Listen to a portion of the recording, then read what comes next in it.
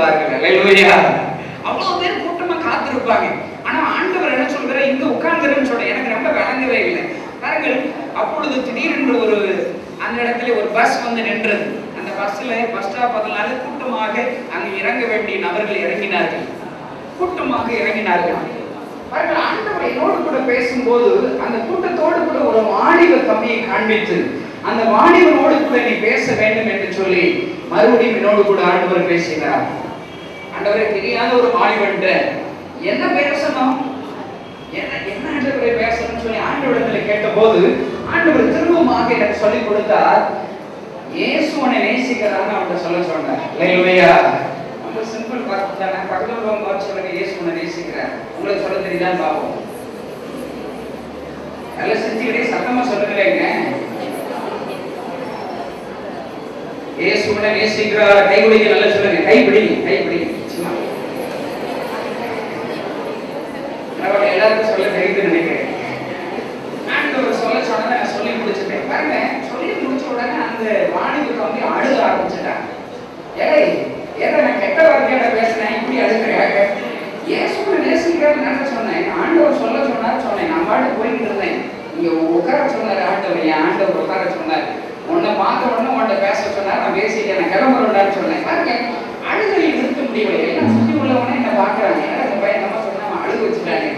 அவனை தனியா கூப்பிட்டு பேச்சுவார்த்தை நடத்துற. என்னடா பிரச்சனை உனக்கு, ஏன் அப்படி அழுகிறீங்க? நான் நல்லதானே சொன்னேன் உங்களுக்கு. அவன் சொன்ன காரியம் என்னை ஆச்சரியப்படுத்தினது.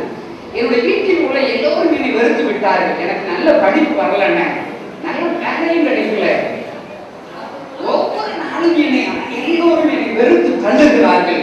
என்னுடைய தாய், என்னுடைய தகப்பனி, என்னுடைய கூட பிறந்த சகோதர சகோதரிகள், எல்லா உறவினர்களும் என்னை நிந்திக்கிறார்கள். என்னை உதவாக்காரர்கள் என்று சொல்லுகிறார்கள். நீ ஒன்னத்துக்கு உதவ மாட்டேன்னு சொல்றாங்க.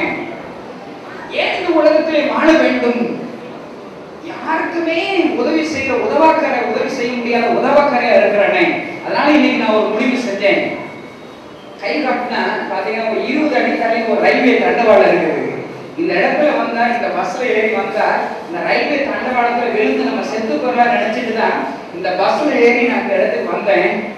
எல்லாரும் என்ன கைவிட்டுட்டாங்க, எல்லாரும் என்னை நேசிக்கலன்னு வந்து இறங்கினேன். நீங்க சொல்றீங்க இயேசு கிறிஸ்து என்னை நேசிக்கிறதாக சொல்லுகிறீர்கள் என்று அழுதாங்க.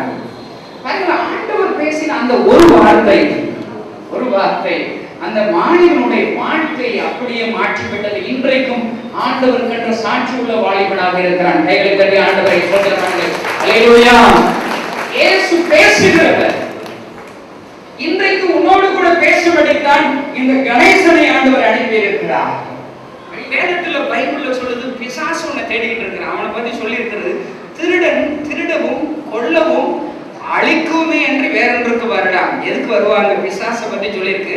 உன் சந்தோஷத்தை திருட வருவானா, உன்னுடைய மகிழ்ச்சி, உனக்கு இருக்கிற நல்ல காரியங்கள் எல்லாத்தையும் திருடி உன்னை கெட்ட அடிமைத்தனத்துல உன்னை சிக்க வச்சு உபச்சாரத்துல, வேசித்தனத்துல, பொய்யனா, சிகரெட்ல, தண்ணியில உன்னை இந்த இடத்துல அடிமைப்படுத்தி கடைசியா உன்னுடைய உயிரை எடுத்துக் கொள்ளும்படி நரகத்தின் நேராக உன்னை எப்படியாவது உன்னை கொண்டு போயிருன்னு சொல்லிட்டு அவன் பிசாசு உன்னை தேடிக்கொண்டிருக்கிறான்.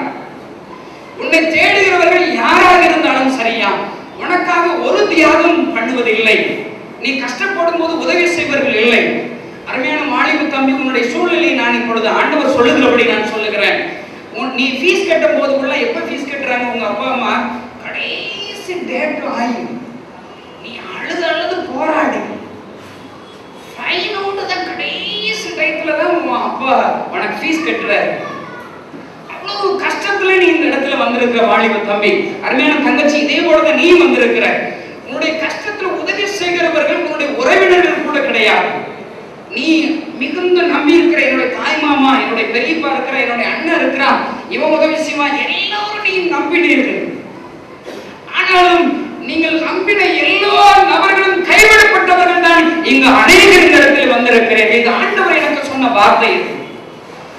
உன்னை நேசிக்கும்படி, உன் மீது அன்பு செலுத்தும்படி, உன்னுடைய எதிர்காலத்திலே கவனமாய் கரிசனையாய் உன்னை வழிநடத்தும்படி ஒருவராவது இந்த உலகத்தில் இருக்கிறார்களா? தியாகம் பண்ணுகிறவர்கள் இருக்கிறார்களா? உனக்காக நான்